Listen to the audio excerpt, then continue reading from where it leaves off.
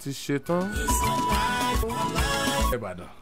Mojúbà o, ilẹ̀ Ìbàdàn gan-an ilẹ̀ tí mo fẹ́ràn jù ní torí ní kékeré Ìbàdàn ló dàbí London sí mi tí má ti wá láti Ilé Ifẹ̀ tá a lọ sí Cocoa House, tá a lọ sí Kingsway, tá a lọ sí Leventis, tá a lọ wo Father Christmas ní Kérésìmesì ọdún dé ọdún olówó.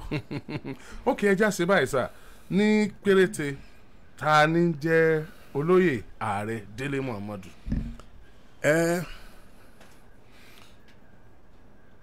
jẹ́ kí n bẹ̀rẹ̀ láti bí orúkọ mi náà. Ayọ̀bámidélé Àbáyọ̀mí Olúwaṣeun Ojútẹlẹ́gàn Àjàní Momodu. Èmi ni ọmọ àtọ̀húnrìnwá nítorí láti Ẹ̀dó ni bàbá mi ni wọ́n ti forí jágbójájù tí wọ́n dé Ilé Ifẹ̀. Ilé Ifẹ̀ la bí mi sí 1960. Ibẹ̀ ni mo dàgbà sí. Ibẹ̀ ni mo ti ṣe gbogbo ilé ẹ̀kọ́ mi láti primary dé secondary dé university. Èmi lọ sí fáfitì Aládàn ní tá à ń pè ní University of Ife tán tó ń pè ní Ọbáfẹ́mi Awólọ́wọ̀ nísìnyí. Mo kọ́ Yorùbá ní fáfitì Aládàn fún ọdún 4 gbáko. Lẹ́yìn yẹn mo lọ ṣiṣẹ́ díẹ̀ mo tún padà wá mo wá ṣe ètò à ń pè ní masters ní literature in English. Mo rò pé mi nìkan ṣoṣo ni mo mọ̀ tó ṣe méjèèjì tó yẹ pé ó ṣe oyè àkọ́kọ́ ní Yorùbá tó wá ṣe oyè kejì ní èèbó. Lẹ́yìn yẹn mò ń wáṣẹ́ mi tètè ríṣẹ́ ṣùgbọ́n máa ń kọ ìwé fún Guardian newspaper. Wọ́n san 25 naira fún mi tí má ti kọ́ ẹyọ kan ń dúró kan lo 4 ń wá kúrò láti Ilé Ifẹ̀ lọ sí ìlú Èkó láti lọ gba 100 náírà nítorí pé kí ni ọmọ akúṣẹ̀ ọmọ púrúǹtù bàbá mi ti kú láti 1973. Màmá mi ò rí iléèwé, màmá mi ò gbé ìbò, màmá mi ò mọ kankan ṣùgbọ́n orí wọn pé púpọ̀. Wọ́n dẹ̀ fún mi ní ọgbọ́n àti làákàyè. Wọ́n kọ́ mi nípa ìwà rẹ̀lẹ̀, wọ́n kọ́ mi nípa gbogbo nǹkan tí mo lè múlò, gbogbo nǹkan wèrèwèrè tó pé ó mèremère tó ṣe é lò láwùjọ láti jẹ́ èèyàn. Wọ́n kọ́ mi ní ìtẹ́lọ́rùn.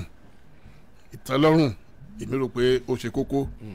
Mo dúpẹ́ lọ́wọ́ Ọlọ́run wípé ibi tá a lérò pé a ó dé àti débẹ̀ lénìí Ọlọ́run ó dẹ̀ mú wa kọjá ibẹ̀ lágbára Ọlọ́run. Àmín àmín. Ẹ kì í ṣe olóṣèlú láti bẹ̀rẹ̀ pẹ̀pẹ̀ ayé yín. Olóṣèlú ni gbogbo wa ṣùgbọ́n mi ò kàn gbápò tí ìbò ni. Láti ìgbà tí mo ti jẹ́ ọmọ 22 ọmọ ọdún 22 ni mo ti wà nínú òṣèlú. Ìgbà yẹn ni mo ti ń bá gbogbo àwọn jàǹkàn nítorí pé kí ni ọ̀rẹ́ mi kan Ṣẹ́gun Ọmọborí Owó bàbá ẹ̀ igbákejì gómìnà ni ní Oǹdó nígbà tí Oǹdó sì jẹ́ àpapọ̀ pẹ̀lú Oǹdó àti Èkìtì. Ó mú mi lọ sí ilé wọn jọ́ kan a bá ń sọ ọ̀rọ̀ òṣèlú ni bàbá ẹ̀ olóyè Ọmọborí Owó bá wò mí ìwọ ọmọ kékeré báwo ló ṣe mọ̀ ń pa òṣèlú tó bá èmi máa ń kàwé gan ṣe wọ́n ní olówó olóògùn ojú ẹ̀ ọ̀tún pọ́n kí ló fẹ́ fi dẹ́rù bọ̀ aráyé. Máa ń ka ìwé gidi gan ni gbogbo ìwé tó jù mí lọ gbogbo ìwé philosophy Bertrand Russell David Hume this that gbogbo ẹni máa kà. Ó jẹ́ kí n tètè mọ̀ nípa bí nǹkan ṣe ń lọ ní gbogbo àgbáyé. Wọ́n wá ní tí má ti parí iléèwé ní 1982 pé kí wọ́n bá wọn ṣiṣẹ́ ṣùgbọ́n ṣé wọn pé mo láti kọ́kọ́ lọ ṣe NYSC agùnbánirọ̀. Ibẹ̀ ni mo ti lọ sí Ọ̀yọ́ State College of Arts and Science tí mo ti kọ́ A-level Yorùbá ni mo kọ́ wọn gbà yẹn. Mo kéré púpọ̀ ọ̀pọ̀lọpọ̀ náà àwọn ọmọléèwé ibẹ̀ náà jù mí lọ lọ́jọ́ orí ṣẹ́mọ̀. Lẹ́yìn yẹn mo wá lọ bá Chief Ọmọborí Owó ṣiṣẹ́ nígbà tí mo jẹ́ ọmọ ọdún 23. Mo kọ́ ọ̀pọ̀lọpọ̀ ẹ̀kọ́ lọ́dọ̀ wọn. Láti ibẹ̀ ni mo ti bẹ̀rẹ̀ sí ní mọ̀ gbọ́ àwọn Chief Olúnlọ́yọ̀ Chief Richard Ọlálé Akínjídé Chief Augustus Meredith Akínlóye bàbá Adédìbú bàbá Adélakùn ẹrù Obódò gbogbo wọn bẹ́ẹ̀ lọ. Mo bẹ̀rẹ̀ sí ní meet àwọn Aláàfin, mo pàdé àwọn Ọọ̀ni of Ifẹ̀, gbogbo èèyàn tí wọ́n wúlò fún mi lọ́jọ́ iwájú Ọlọ́run bẹ̀rẹ̀ sí ní gbé mi pàdé wọn. Gbogbo àwọn èèyàn tí ó wúlò fún mi lọ́jọ́ iwájú bẹ́ẹ̀ ni ìpìlẹ̀ṣẹ̀ mi nìyẹn, ìyẹn ní àwọn olóyìnbó ń pè foundation, ó ṣe kókó. Wọ́n ní ọmọ tó bá já ṣàmù kékeré ló ti ń ṣẹnu ṣámúṣámú, so èmi ti bẹ̀rẹ̀ sí ní ṣẹnu ṣámúṣámú ní kékeré. Àgbàdúrà sọ́lọ́run, màmá mi aládùúrà ni wọ́n, inú ilé àdúrà náà bí mi sí. Màmá mi ẹlẹ́mìí ni wọ́n, èmi máa ń gbé wọn tó jẹ́ pé wọ́n dẹ̀ máa ń ríran. Èmi fúnra mi Joseph Alálà orúkọ mi nìyẹn, máa ń lálàá tí n bá sọ bẹ́ẹ̀ yóò rí bẹ́ẹ̀. Ọlọ́run ló fún wa ní àṣẹ yẹn gbà náà, ibẹ̀ láwà lẹ́nìí. Olóyè Dele Momodu, ẹ gbé àpótí ìbò lọ́dún 2011. Bẹ́ẹ̀ ni sà. Lábẹ́ ẹgbẹ́ òṣèlú NCP, National Conscience Party. Ẹ wá sọ̀rọ̀ kan nígbà tí orí bá kan ní ẹ rò pé àwọn ọmọ Nàìjíríà ti ṣe tán ni lẹ ṣe jáde ńgbà yẹn. Kí ló dé tẹ́ ẹ sọ̀rọ̀ yẹn? Kí ló mú ọ̀rọ̀ yẹn wá? Nǹkan tó ṣẹlẹ̀ ni pé Barack Obama òun ló là mí lójú. Èmi ń wò ó pé bí i Nàìjíríà náà àwọn ìwé wa wọ́n ṣe bíi ti Amẹ́ríkà tí wọ́n gbé Barack Obama tí kì í rí ṣe ògbóǹtagì nídìí òṣèlú, wọ́n gbé jáde bí eré alábọ́rùn ó dẹ̀wù. Obama di president Amẹ́ríkà. Nǹkan tó ṣẹlẹ̀ ńgbà náà nìyẹn. Ṣùgbọ́n wọ́n lóhun tó wà lẹ́yìn ọ̀fà ojú èjè lọ. Ohun tó wà lẹ́yìn ọ̀fà ojú èjè lọ. Ojú mi rí, mo dẹ̀ kọ́ ọ̀pọ̀lọpọ̀ ọgbọ́n. Wọ́n ní èébú mẹ́ta la kì í bú àgbàlagbà. Àìbú ní aborí pípa, àìbú lábujú jíjìn, àìbú ní abetí dídì. Torí tó bá sọ ìdí torí fi pa, tètè fi di, tójú fi fọ́, olúwa ó fẹ́ gbàdúrà pé kó o má dàgbà. Ọ̀tún ojú mi ti rí nídìí òṣèlú.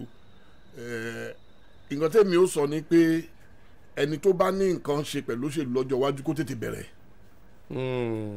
Wọ́n ní àtòkèrè lolójú jíjì tí mẹ́kún sun.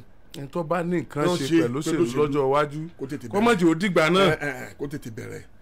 Pẹ̀lú bẹ́ẹ̀ ṣe rò pọ̀ mọ́ àwọn èèyàn ńláńlá tẹ́ ẹ sọ pé àwọn tẹ́ ẹ nílò lọ́jọ́ iwájú, síbẹ̀ náà ojú yín sì tún rí náà. Ojú mi ò tètè lání.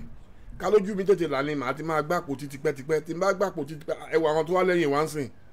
Ṣèyí Mákindé ti di gómìnà. Màá gba bí ọdún 6-7 lọ́wọ́ gómìnà wa ń bí. Wike màá gba bí ọdún 7 lọ́wọ́ gómìnà Wike. Amechi mọ́jọ́ tàbí ti ń bọ̀, ó ti ń ṣọ̀rẹ́ mi láti ìgbà tó ti jẹ́ speaker ní Rivers. Lẹ́yìn ìgbà yẹn ó ti jẹ́ gómìnà ọdún 8, lẹ́yìn yẹn ó ti jẹ́ mínísítà fún bí ọdún 7. Ó tètè bẹ̀rẹ̀ ní ẹ̀kọ́ tèmi kọ́nú ẹ̀ nìyẹn.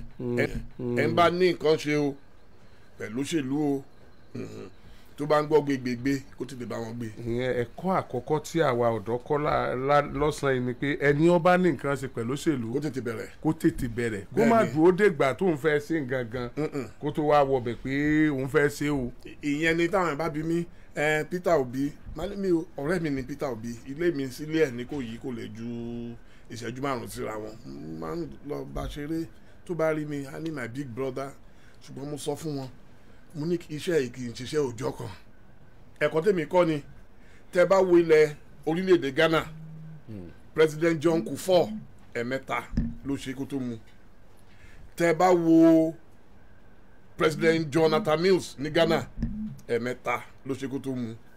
Tí ẹ bá wo ìtòwà bẹ́ẹ̀ sìn Nana Akufo-Addo 3 ló ṣe.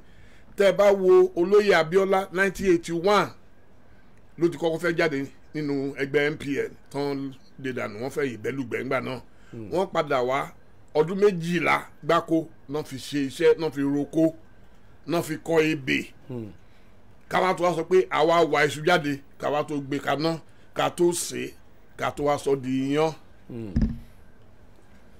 Tẹ́ bá wo tó wà ń bẹ lọ́dọ̀ wa ń sìn bàbá Buhari 4 gbáko náà fi ṣe. Ẹni tí ò bá mọ òṣèlú láàrò pé òun kọ́ lè dédé jí dìde kóun dẹ̀ ṣe. Wọ́n ní ṣùgbọ́n ṣe bí Ọbásanjọ́ àwọn èèyàn ní bẹ nídòrò lòrò ń ké, èèyàn ní bẹnu ẹ̀kú là ń pè lẹ́gùn arọ́run kan sí níbì kan, àwọn èèyàn náà tì wọ́n lẹ́yìn. Tẹ́ bá wo Umaru Musa Yar'Adua, ó lo àǹfààní ẹ̀gbọ́n rẹ̀ tó kú sínú ẹ̀wọ̀n ìyẹn ni àwọn aláyé àwọn tèmi pè ní owners of Nigeria ni wọ́n ṣe gbárùkù tí pẹ̀lú bàbá Ọbásanjọ́ nígbà náà tí wọ́n fi gbé jáde kíní ẹ̀ ò ṣeé ṣe o pẹ̀lú ojú lásán kò gba ojú bọ̀rọ̀. Okay. Welcome once again. Thank you, my brother. You spoke eloquently about your background. Let me start from this angle. Why did you study Yoruba to start with? Just make it brief. I've always been a rebel. I believe for you to be extraordinary in life, you must do extraordinary things. A lot of people will do the regular. I was fortunate to have worked in the university library, the Ezekiah Olua Somi Library in Ife. And at the library, I encountered a lot of literary works. Wole Soyinka, Ngugi wa Thiong'o, Ayikwe Ama. I read voraciously. I was a very greedy reader.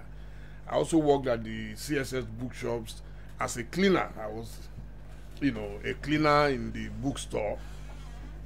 I now realize that in the university, every year, about 200 people will graduate from English. A lot of people wanted to study what they call funky subjects. You want to be a doctor, you want to be a pharmacist, you want to be an architect, but you will find only 2 or 4 people graduating from Yoruba. So I asked, what is wrong with Yoruba? Some people will tell you it's too difficult, it's a very complex and complicated language because of its tonality, So I just said, okay, I've read enough of English literature, so let me now do the unusual by studying Yoruba. Even my mother, who was an illiterate woman, was not happy with me when she heard I was studying Yoruba in the university. Yobamidele ṣe wá sí nǹkan kí ló fi Yoruba ṣe ó fẹ́ di babaláwo ní dán. But I had to let her know that Yoruba is like any other language. And I moved on. Later in life, when I couldn't get a job, my mom said, but I told you, kill off Yoruba. But God was preparing me for a journey. I'm an incurable fatalist. I believe so much that life has a lot to do with your destiny. And God prepares you for your way, and if you look very well, you will find the way. So that's what happened. I just rebelled. But I came back later to study literature in English just to prove to myself and to the doubting Thomases that it was not that I was brainless. I just wanted to do something unusual. And that's how I became the first Nigerian to have a first degree in Yoruba and a master's degree in literature in English. So you can see, and I write in English. I think first in Yoruba before I translate or transliterate into English. Kí ló dé tẹ̀ ń think in Yoruba? Ṣé ẹjọ́ ọmọ Yorùbá ni? Ọmọ àtọ̀húnrìn wa ni mí mo ṣe sọ, ṣùgbọ́n ohun tí ó ṣẹlẹ̀ ni wípé omi Yorùbá lẹ mu. Kí tẹ́ ń ṣomi nìkan, ibẹ̀ náà bí mi sí. Ibẹ̀ lẹ dàgbà sí. Ibẹ̀ ni mo dàgbà sí, ibẹ̀ ni mo gbọ́njú bá. Iwájú ààfin ní Àtìbà nílé Ifẹ̀ ni màmá mi ti ń ta wòsíwòsí, nǹkan táwọn èèyàn ń pè ní petty trading nígbà náà. Ó dẹ̀ kọ́ mi ní ọ̀pọ̀lọpọ̀ ọgbọ́n. Mo fẹ́ràn Yorùbá nítorí pé kí ni àwọn ọgbọ́n tó wà nú ẹ̀ tá a bá mú lò kò ní sí gbogbo ìṣòro tó wà lẹ́nìí. Ẹ já lọ sídìí òṣèlú yín tààrà torí ọjọ́ ti ń lọ o. Nígbà tí wọ́n fẹ́ ṣe primary fún ètò ìbò ìtàdì nínú ọdún tá a wà yìí, ọmọ dàbí pé ẹ̀yin náà gbàkútì. Bẹ́ẹ̀ ni mo bá wọn gbé, mo ti kọ́kọ́ gbé ní 2011. Mo tún gbé ní ọdún tó kọjá yìí náà. Kí ló wá wù yín PDP bẹ́gbẹ́ sí pọ̀ tó? Ohun tó ṣẹlẹ̀ ni wípé ó pẹ́ tèmi ti máa ń sọ, ẹni tó bá ní làákàyè tó dẹ̀ kọ́ nípa òṣèlú káàkiri gbogbo àgbáyé yóò mọ̀ wípé orílẹ̀-èdè kì í ní ju ẹgbẹ́ méjì tó tó gbangba sùn lọ́yẹ́. Ẹgbẹ́ méjì, Democrats, Republicans, PDP, APC, bó ṣe máa ń wà káàkiri nìyẹn. Lẹ́ẹ̀kọ̀ọ̀kan bóyá nírú France níbi tí Emmanuel Macron tó ti kàn jáde bí ìmọ̀nàmọ́ná ó kàn jáde, third force ọlọ́ndẹ̀ fún ṣe. Ṣùgbọ́n irú ẹ̀ ò kì í ṣẹlẹ̀ lójoojúmọ́. Nǹkan tó ṣẹlẹ̀ nìyẹn. Ìpè tẹ́ ẹ̀ bá lọ gbẹ́ tẹ́ bá wà àwọn tó wà ń bẹ̀ sìn, ẹ rí wípé àwọn tẹ́ ń gbọ́ ariwo àti wuyewuye wọn jù Àtíkù Abubakar àti Bọ́lá Tinubu ni. kí ni ẹ wá tẹ̀lé àwọn ẹgbẹ́ tó wà ń bẹ̀ sí. ọ̀pọ̀lọpọ̀ ọ̀rọ̀ àwọn èèyàn bíi yìí tí wọ́n nílé iṣẹ́ tí wọ́n ṣe ẹgbẹ́ tí ń ṣèjọba lọ́nà máa ń lọ bá. ẹni tí ó bá jẹ́ pé olójú kòkòrò èmi ò ń ṣe olójú kòkòrò mi ò dẹ̀ ń ṣọ̀lẹ kò sí ìlú tẹ́ gbé mi sí tẹ́ bá gbé mi sí agbami òkun mo rò pé màá wẹ̀ ṣọ̀rọ̀ mi yé yín ọ̀pọ̀lọpọ̀ àwọn tó máa ń ṣe bẹ́ẹ̀ àwọn tó jẹ́ pé oúnjẹ náà ń wá nígbà tèmi ń tẹ̀lé Buhari ní 2015 mi ò sí ní APC ní 2019 Àtíkù mo tẹ̀lé mi ò sí ní PDP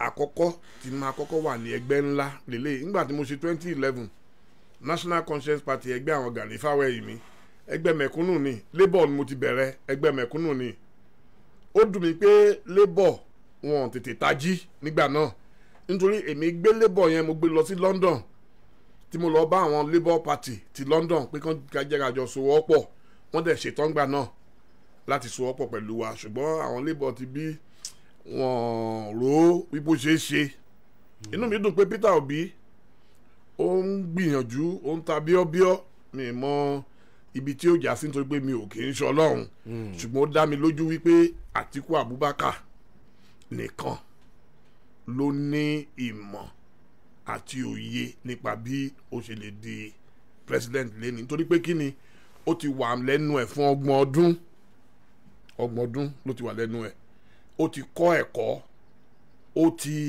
ó dàgbà tí èèyàn ṣe foundation lé tó mọ ilé lé sórí ẹ̀ tó ṣe decking tó ṣe roof ẹ̀ nǹkan tèmi rí nípa Àtíkù nìyẹn. Experience Àtíkù àti àtìmọ́ ṣe bọ̀ rẹ̀ só sì wú yín lórí. Rẹpẹtẹ.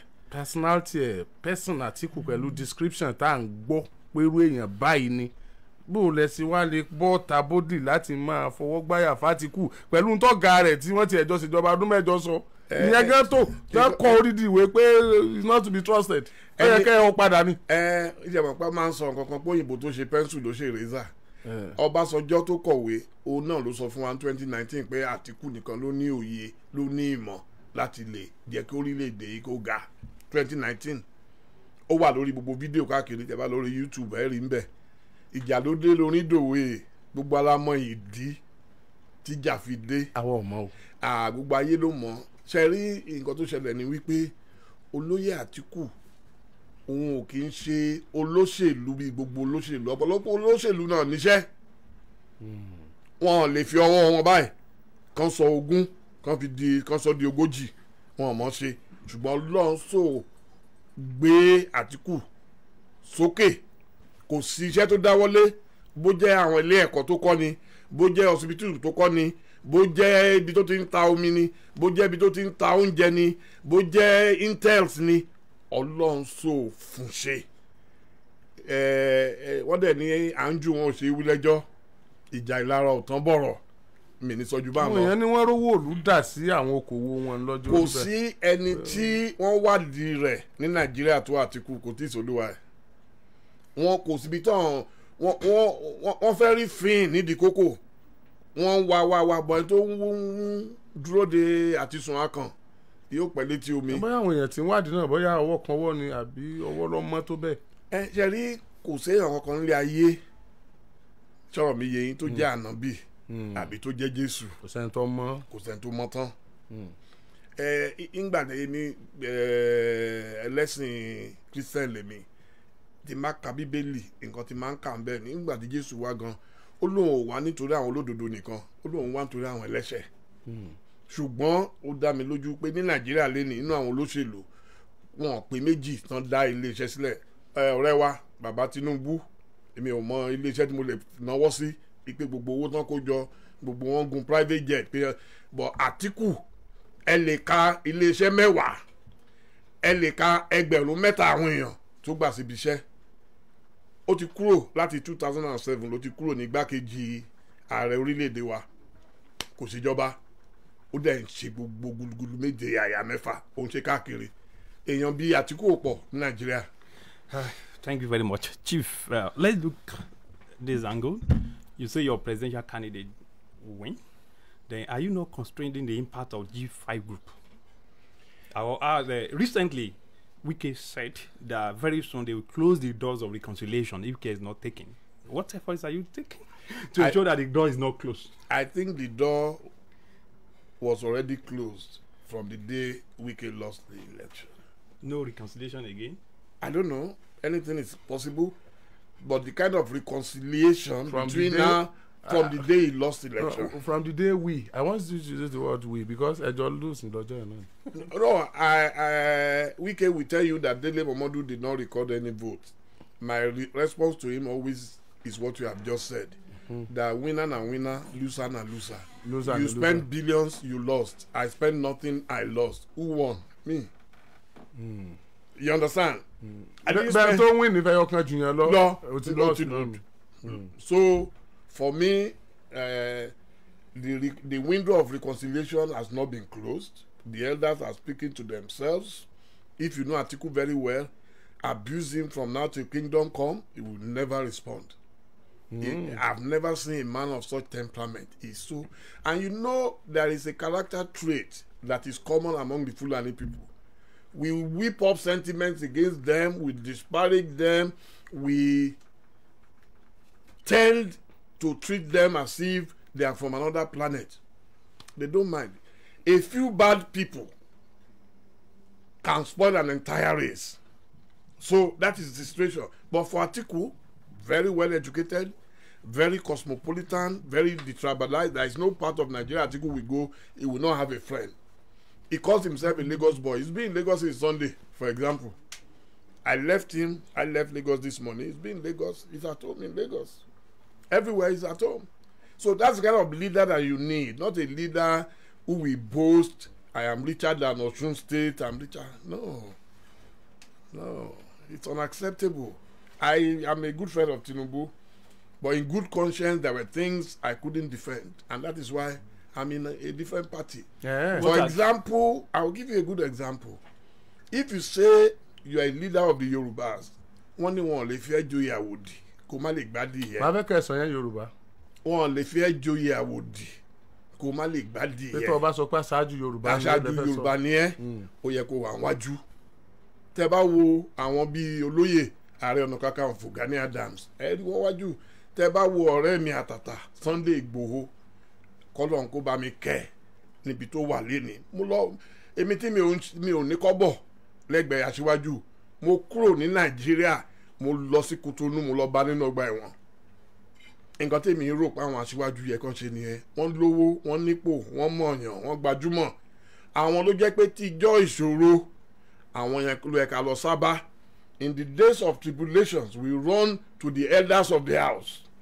Bọ́ àrí wọn. Nígbà tí wọ́n náà pa ọmọ bàbá Adéfarati Fúnkẹ́, kí ni èèyàn wa sọ? Nítorí pé kí ni wọ́n ti ń ronú ìbò, ìbẹ̀rù ìbò pé ta ni ó dìbò fún mi. Ẹ wò sí báyìí wọ́n tún ti bẹ̀rẹ̀ ọ̀rọ̀ muslim àwa nìkan la lè ṣe Nàìjíríà àlè tó torí pé a jẹran ká má lè sòótọ́. Ìgbà tí wọ́n pa ọmọ bàbá fẹ́ sọ. Bẹ́ẹ̀ ni wọ́n sọ wọ́n ní àwọn ṣọ́ọ̀pù amúrọ̀bà ló pa ẹ̀ ń ṣe CID ẹ̀ ń ṣe DSS ẹ jẹ́ kán ṣèwádìí. O kò pé kì í ṣe àwọn tí Yorùbá fura sí. Bẹ́ẹ̀ ni ẹ bá jẹ́ kán ṣèwádìí so that gbogbo ẹ̀ wọ́n á lójútùú. Ọ̀rọ̀ náà kò yé mi nítorí pé kí ni ọ̀pọ̀lọpọ̀ àwọn tá a pè ní aṣáájú wa àpò ara wọn ni wọ́n ń rò, ọ̀dọ̀ ara wọn náà dẹ̀ ń kọ́ ebè sí.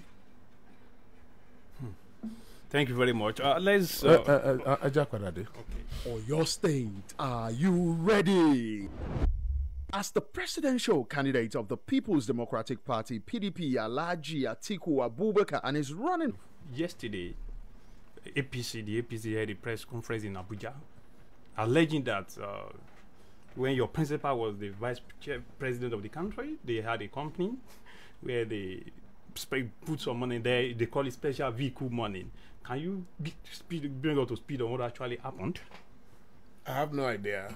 I read that a senior advocate in Nigeria who has reduced the status of that title, Festus Keyamo, he has become a busybody, fighting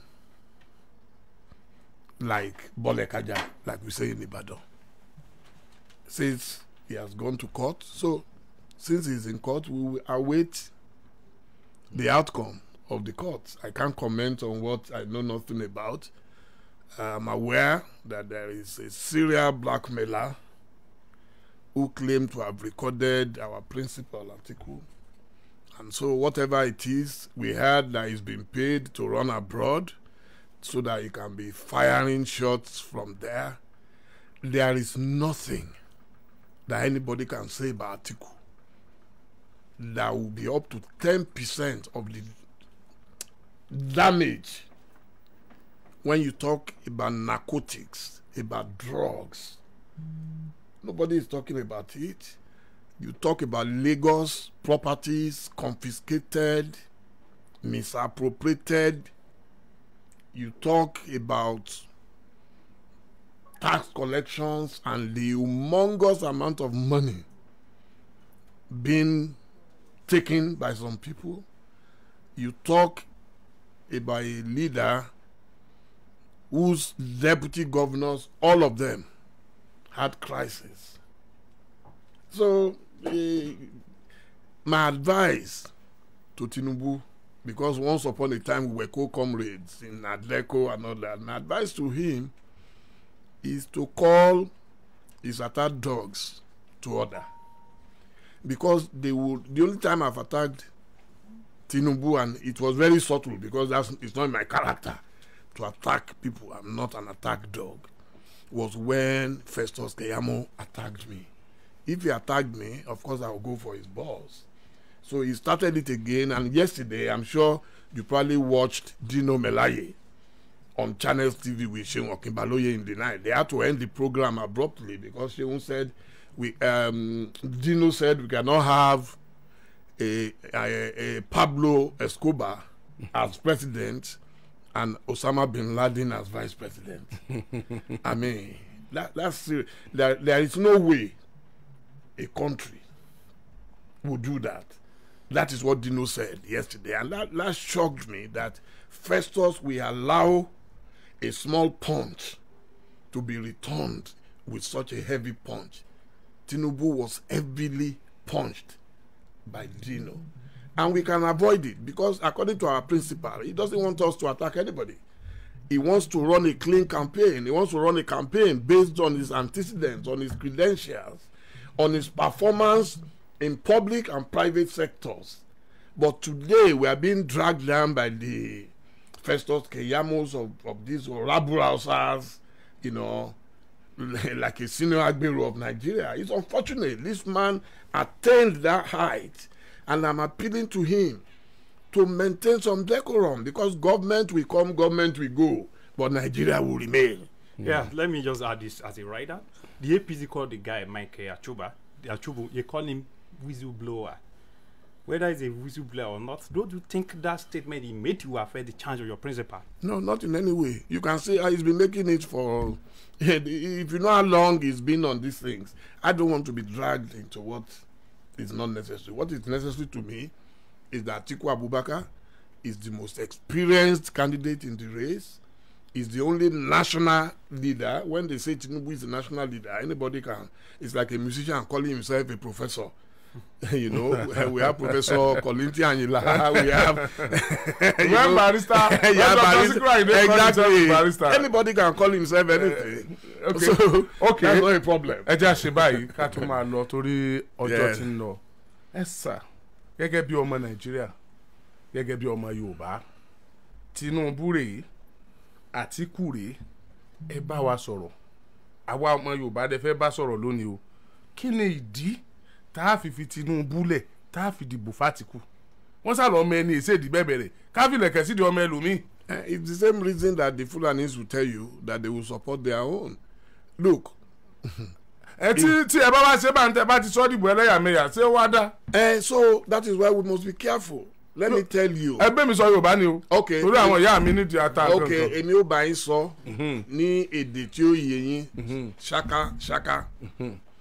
Láti 1999 títí dé 2007, Olóyè Ọbásanjọ́ ló wà ń bẹ̀ ọdún 8 gbáko lẹ́yìn ìyẹn Umaru Musa Yar'Adua oṣù ọdún 3 lẹ́yìn ìyẹn ọmọ ìsàlẹ̀ lọ́dọ̀ tí wá ń bí Dr. Goodluck Jonathan wọ́n ṣe ọdún 5 láàrin Ọbásanjọ́ àti Jonathan ọdún 13 nìyẹn láti gbàdá ti padà sí òṣèlú ní ọdún 24 sẹ́yìn a ti ṣe ọdún 13 inú ẹ̀ ó kù ọdún 11 fún àwọn ará òkè lọ́hùn tọ́ bá láwọn fẹ́ ṣe èmi ò rí nǹkan kan tó. ok kí ló dé ta wá nǹkan ni pé àwọn là ń sìn. nítorí pé àwọn èèyàn wọn mọ ìtàn àwa ti ṣe ọdún 13. so àwa gẹ́gẹ́ ti ṣe jù wọ́n lọ. a ti ṣe àbá tún ṣe ọdún 17 làbá ṣe ká ní Jonathan ó wọlé ìbò ní 2015 PDP nìkan ló gba irú ẹ̀ láàyè kò sí anybody tó ṣe irú ẹ̀ rí ní Nàìjíríà tó jẹ́ wípé èèyàn kan ṣoṣo wọ́n ní pé a gbọ́dọ̀ ṣe olórí Nàìjíríà lẹ́ẹ̀mẹ́ta Jonathan ìbáṣà àkọ́kọ́ torí ó parí tọ̀gá rẹ̀ ó ṣe tiẹ̀ ó tún fẹ́ ṣe lẹ́ẹ̀kejì ìbàjẹ́ ọdún 9 fún onìkan ṣoṣo kò dẹ̀ sẹ́ni kankan tó pariwo ńgbà yẹn tó kíbò sí pé à ń ṣe bẹ́ẹ̀ ẹ jẹ́ ká kó lọ sókè lọ́nà ẹ ṣe rí àwọn èèyàn wa kò yé mi wọ́n á kàn máa parọ́ fáwọn ará ìlú àwọn ará ìlú àánú wọn máa ń ṣe mí ṣe ní gbogbo àwọn bíbú yẹn ara wọn ló ń jà fún ẹni bá ní ìsàlẹ̀ lòun ń jà fún Yorùbá lòun ń jà fún South irọ́ ni ta ni alága PDP tẹ́lẹ̀ Prince Uche Secondus ṣé Rivers kan ló ti wá ni ta ló lè lọ gómìnà tiẹ̀ náà ló lè lọ náà Wike ló lè lọ nígbà tí Wike lè lọ tán kí ló lè lọ fún nítorí pé ó fẹ́ jẹ olórí orílẹ̀-èdè wa ló ṣe sáré yọ ipa àwọn méjèèjì ò lè wá láti ibìkan náà àwọn ọ̀rẹ́ náà wà ń bẹ nígbà tí èmi gbé àpótí ìjọ tí mo ra fọ́ọ̀mù fún àpótí yẹn bíi mílíọ̀nù ó lé ní 40 mílíọ̀nù lásánjọ́ náà èmi bí wọ́n mo ní tẹ̀gbẹ́ pa fẹ́ fowó jóná rèé nígbà nítorí pé kí ni ẹ sọ fún wa ibi tí ẹ fẹ́ kí olórí ti wá ẹ dẹ̀ ń ta fọ́ọ̀mù fún gbogbo wa àwọn Wike ló wà ní ẹ̀ tó gbé kí ni Wike fẹ́ gbé àpótí gbogbo wípé ayù wà ń bẹ̀ lẹ́ni àwọn náà wà ní ẹ̀ tí àwọn arábí tán bá ti fẹ́ràn èèyàn kan ẹ yọ dànù ni ó ń yọ ọ́n bí jìgá ni ẹ máa rò pé bóyá àwa là ń náwó fẹ́ gbẹ́ àwa là ń ṣe àdúpẹ́ ṣùgbọ́n ẹgbẹ́ náà àwọn náà fún yín ní nǹkan tó jẹ́ kí owó yẹn náà kó lè wà lọ́wọ́ ẹ ṣàánú ẹgbẹ́ ẹ̀yin 5 mo tún fẹ́ kẹ́ ẹ mọ̀ ipe níjọ́ ìbò orúkọ Àtíkù kan ló máa wà lórí pépà ọ̀tá máa tẹ̀ ibi tá a máa tẹ̀ka sí o orúkọ ẹgbẹ́ ni ó wà ń bẹ̀ ẹ wàá sọ fún wọn pé tẹ bá ti tẹ ẹgbẹ́ níbì kan ẹ má tẹ ẹgbẹ́ ṣé yẹn ṣe àwọn mẹ̀kúnnù ẹgbẹ́ pé wọ́n sọ bẹ́ẹ̀ yẹn dọ́tà máa sọ gbẹ̀yìn nìyẹn táwọn bá ti ṣe ti Àtíkù nǹkan tó fẹ́ ṣe nìbọn bóyá àwọn ọ̀ràn tí pé orúkọ Àtíkù kọ́ ni ó wà ń bẹ orúkọ ẹgbẹ́ ló máa wà ń bẹ̀ ẹni tó ń ṣe ẹgbẹ́ tó bá débẹ̀ nígbà tí ò sí wín. mi fẹ́ kẹ́ pẹ́pọ̀ ń bẹ̀ yẹn kẹ́ ẹ mọ̀ bá yìnbọn mọ́ ẹgbẹ́ yín lẹ́sẹ̀ fúnra yín mo fẹ́ kẹ́ ẹ ṣàgbéyẹ̀wò láàrin Àtíkù àti Tinubu. a lè fọnù wékù láíláí. àjẹgbé Tinubu ó na Àtíkù panu o. yọ o níbo ni Tinubu ó ti na Àtíkù ní Nàìjíríà lẹ́nìí kẹ́ ẹ tó lè di president ẹ gbọ́dọ̀ ní 25% ní ìpínlẹ̀ 24 24 states. Tinubu lẹ́nu ní north gan olóní Kano. ẹni tí ò lẹ́nu lé tí ò lè win ní state ara ẹ̀ ní Ọ̀ṣun Adeleke wọ́n nà wọ́n pa. ìbò gọ́vnà nu ọmọ Arágbìjí man ṣebí state ni state by state ló máa kà ní Èkó ẹ jẹ́ kí èmi sọ fún yín kò sí ibẹ̀ àwọn òkè lọ́hùn wọ́n ní ìpínlẹ̀ 19 àwa ní 17 kò sí ibẹ̀ ní òkè lọ́hùn tí Àtíkù ní 25% inú gbogbo 19 yẹn ó ti ní 19 yẹn mẹ́rin lókù tó ń wá òun wá 5 yẹn a kàn lọ Gálá a lọ sí south yóò kó mbẹ 24 ti pé ní south yóò mú lọ́yọ̀ọ́ yóò mú ní Ọ̀ṣun yóò mú lógùn yóò mú lẹ́kọ̀ọ́ yóò mú. calculation yìí ṣe wá rọrùn fún yín báyìí 25 àánú yín ṣe mí o. 25% ni mo sọ fún yín o. ó kèké ṣe pé yóò wọlé. mi ò tí ì sọ 25% ibi tí ó ti wọlé pátápátá tí ó lu Tinubu pa ẹlẹ́yàmẹ̀yà 4 ni yóò mú ní north west yóò mú ní north east yóò mú ní north central yóò nà Tinubu pa ní south south mẹ́rin yẹn ti pé. ilẹ̀ Yorùbá ńkọ́. ilẹ̀ Yorùbá Tinubu number 1 Atiku number 2 Peter Obi ó ṣe number 3 ní south east Peter Obi yóò ṣe number 1 Atiku yóò ṣe kò síbi tẹ́ lè lọ ní Nàìjíríà Atiku tí ò ní ṣe number 1 or number 2 but ní north yẹn yóò kó gbọ́ ẹ̀tàn 25% ẹ̀. kí n Tinubu wá ṣe ní north. ṣe rí. Tinubu ló ní Kano ṣe bẹ́ẹ̀ mọ̀. láéláé ní Kano ó dàbí Èkó náà ni èèyàn 3 ní ó pín Kano ẹnì kínní Àtíkù ni ọmọ Fúlàní ní Kano. ìtì bí Yorùbá nú lẹ sọ pé Fúlàní tí ń dẹran jẹ kó wá. so ẹni tó lé mi ló kàn ní Yorùbá kò bí yín nú ẹ̀yin ní pé kí iṣẹ́ ti rẹ́ni tó fẹ́ dìbò rí tó lọ gbọ́kànlé ará ìta nígbà tó ń fún rẹ̀ ò nílé Tinubu ò nílé ọ̀rọ̀ ń pọ̀ kó ní ilẹ̀ Yorùbá ń bo síwájú Yorùbá lẹ́ni. níta ló ẹ̀dákun nílẹ̀ Yorùbá even gba bàbá wa ṣe lè fi Tinubu wé Abíọ́lá àbẹ lè fi Tinubu wé Awólọ́wọ̀ ẹjọ́ torí ọlọ́yẹ ká fọwọ́ fún ẹni tí ọ̀wọ́ ń ṣe tiẹ̀ Tinubu kò sí bí Tinubu ṣe lè lòun nílẹ̀ Yorùbá lẹ́ni tó bá jẹ́ lòun nílẹ̀ Yorùbá Ìràgbìjì ló máa ti kọ́kọ́ bẹ̀rẹ̀. kí ni ọkàn tí wọn pẹ̀lú Ìràgbìjì ṣe bẹ́ẹ̀ kó ni wọ́n wà. irọ́ ọmọ Ìràgbìjì náà àwọn náà wọ́n sọ pé àwọn ọ̀ṣọ́ ọmọ Ìràgbìjì mo rántí bí àwọn èèyàn kan ṣe lérí kò ṣeé ṣe Adeleke ò lè wọlé Adémọ́lá Adeleke ní gómìnà lẹ́ni o lọ́sùn ọ̀rẹ́ mi tímọ́tímọ́ ni ṣe rí àfẹ́mí lọ́ba àkọ́kọ́ sọ tó fi tẹ́ pọ́n. ẹ tún mú orin kan náà. bàbá sọ ní adé. ṣe rí nǹkan tó wà nílẹ̀ yìí ẹ gbàgbé ẹ̀ 30 ọdún rèé tèmi ti ń wo Àtíkù Ọlọ́run fẹ́ràn ẹ̀ ní 1993 wọ́n bẹ̀ẹ́ ipe kó jẹ́ kí olóyè Abíọ́lá kó bọ́ sórí àga yẹn ó dẹ̀ gbà kò ń ṣoní wàhálà èèyàn lẹ́yìn yẹn ó jẹ gómìnà nílùú rẹ̀ ní Adamawa ǹjẹ́ jẹ́ mọ̀ wípé wọ́n lọ mú nínú ilé ẹ̀ níbi kó wá ṣe vice president 30 ọdún rèé tó ti wà lẹ́nu kínní yẹn mo sọ fún ilé kan mo ní gbogbo àwọn ọ̀gá Ghana ẹ̀mẹ́ta Buhari 4 àsìkò Àtíkù ti dé this is Àtíkù's time it's unstoppable. wọ́n lọ wọn ọ̀mọ́ wọ́n sá àwọn èèyàn sáà pé owó wọn ọ̀mọ́ owó wa. tó bá ní ọwọ́ èèyàn ò mọ́ tí wọ́n dẹ̀ gbé sẹ́wọ̀n tí kò sí ilé ẹjọ́ tó gbé sẹ́wọ̀n ẹni bá ó dẹ̀ sọ mo fẹ́ràn Àtíkù púpọ̀ ó ní ẹni tó bá mọ̀ pé o lè lòun ẹni tó bá mọ̀ pé gbéwìrì lòun kí wọ́n bọ́ síwájú kan wá fi hàn àmọ́ rẹ ní kankan bọ́ta ẹnu òfìfo ń dún yànmùyànmù. kí lẹ̀ ń bọ̀ wá ṣe lọ́yọ̀ state.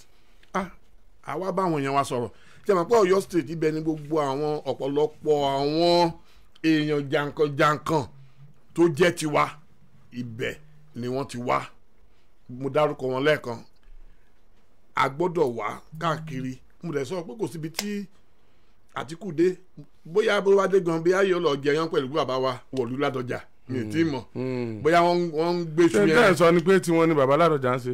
ọ̀rẹ́ ni mo sọ mi sọ òṣèlú mo ní kò síbi tẹ́ ẹ dé tí wọn ò ní ọ̀rẹ́ Ọlọ́run ló fún wọn ṣe tí àwọn bá ti ní oníkanna máa ń pè ẹran ìfẹ́ àṣìkí Ọlọ́run ló fún wọn kò sí ibẹ̀ tẹ bá rí àtọmọdé àtàgbà kò sẹ́ni tí ò ń ṣọ̀rẹ́ Àtíkù. tẹ bá gbo àkókò báyìí ó yà yín lẹ́nu pé wákàtí kan ti fẹ́ pé. nítorí pé àwọn iná tẹ̀ ń jù mí lùmí yẹn ó le díẹ̀ tí ò bá ń ṣe pé ọgbọ́n làgbà fi ń sáfẹ́jò ni ẹ rí i pé àágùn ti ń bò mí gan. ti Àtíkù Abubakar ọjọ́ tẹ̀ ń bọ̀ kí lẹ fẹ́ kí wọ́n ṣe. ó ní wípé kí wọ́n túyáyá kán túyàyà kán bọ́ síta nítorí pé kí ni olóríire ni kí wọ́n bá lọ ó dájú wípé Àtíkù àsìkò ẹ̀ ní Ọlọ́run ni ẹ̀yin onísùúrù lọ́lọ́run wà Àtíkù tí ń bọ̀ ó dẹ̀ ń ṣe jẹ́jẹ́ ó dẹ̀ ń tó àsìkò ẹ̀ ti tó fún báyìí kí àwọn èèyàn wa kí wọ́n wá sí Mapo ẹ̀yin náà mọ ìtàn tó wà ní dìmàbọ̀ ìdí nìyí pé Ìbàdàn nìkan ni mo mọ̀ kò sí bó ṣe lè lo lówó tó olọ́lá tó olóyè tó ní gbogbo ẹ̀ tó o bá fi tí wọ́n ṣe wọ́n á kọjú ẹ̀ sórun alẹ́. láyìípo wa. Ìbàdàn ló mọ̀ ọmọ láyìípo ṣe mọ̀ mi ò fẹ́ kí a sọ ìbò nù mo ti sọ ẹni tí ò bá tó gbangba sùn lọ yẹn nínú ilé ara ẹ̀ tó wá ń dúró de ara ìta kò sí èmi ò rí bí Tinubu ṣe fẹ́ lọ sọ pé ní àwọn ọmọ Haúsá wọn á fòye ọmọ tó wá ń dúró de ara ìta kò sí èmi ò rí bí Tinubu ṣe fẹ́ lọ sọ pé ní àwọn ọmọ Haúsá wọn á fòye ọmọ tí wọ́n lẹ̀ wọ́n á ṣe ní ilẹ̀ tí ẹ ṣe rí Buhari ẹ jẹ́ sọ kí mo fẹ́ sọ fún yín nì ǹjẹ́ mọ̀ ìdí tí Buhari ò ṣe wọlé lẹ́ẹ̀mẹ́ta nítorí pé kí ni àwọn èèyàn ẹ fẹ́ràn ẹ gan ṣùgbọ́n àwọn ará ìta ò fẹ́ràn ẹ nígbà tí ó ti di ilé ara ẹ̀ mú tán ló ṣe wá di òde mú Tinubu ò tí ì di ilẹ̀ Yorùbá mú kò di ilẹ̀ Ìgbò mú kò di ilẹ̀ South South mú ó wá fẹ́ lọ di ilẹ̀ òkèèrè lọ́ọ̀ mú báyìí ó ti ṣe é ṣe kò ṣeé ṣe o òótọ́ ibẹ̀ nìyẹn ẹ ń bá sọ pé ó ṣeé ṣe ó ń tanra ẹ̀ ni ó gbọ́dọ̀ kọ́kọ́ di ilé ara ẹ̀ mú ná tó o bá lè mú ilé tiẹ̀ kò sí bára òde wàhálà ti pọ̀ jù ó dẹ̀ ti rẹ̀ wọ́n ẹ ń bá fẹ́ràn wọn kó yẹ kó ti sọ fún wọn pé gbogbo wàhálà yìí ti pọ̀ jù Ọlọ́run ti kẹ́yìn tó ẹ lọ jókòó sílẹ̀ ẹ káwọn ọmọ yín náà bẹ́ẹ̀ sì ní ṣe kinní yìí ṣé mọ̀ but wọ́n fà kékọ́rí àwọn tó dẹ̀ ń jẹ owó wọn ń gbà steady wọ́n dẹ̀ ń kó lọ sókè rẹ̀ ẹ rí pé gbogbo gbàdán lọ́jà àjò nìbàdàn ẹ̀mí ló lẹ́rí wọn bí bọ̀ tó bá jẹ́ Kaduna wọn á fòde bẹ́ẹ̀ tó bá jẹ́ Kano. ẹ bá ń dágbére. ẹ̀yin èèyàn mi mo dúpẹ́ lọ́wọ́ yín o èmi Dele Momodu ọmọ yín náà ló ti ń fohùn sílẹ̀ látàárọ̀. tó dìbò nìyẹn o. Lágbára Ọlọ́run ẹ rí mi Ọlọ́run mọ̀ fún yín ṣe mo rí gbogbo àwọn èèyàn tó wà níta tí máa ń lọ ń kí wọn bẹ́ẹ̀ ṣe ń ṣàánú wọn Ọlọ́run ó ṣàánú yín torí mo ti gbọ́ ìròyìn ìpè aláàánú èèyàn nìyí ẹ ní ròfo ẹ ní pòfo ẹ ṣé o gbogbo ẹ̀yin tẹ́ wà ń bí tẹ́ dúró ti wà Ọlọ́run á dúró tẹ́ yín náà ẹ ṣeun ire o. ẹ dágbére. Yeah, thank you for listening to us. We hope to host him in another few days. Chief Dele Momodu, thank you for being with us. Thank you, sir. God bless you. God bless you.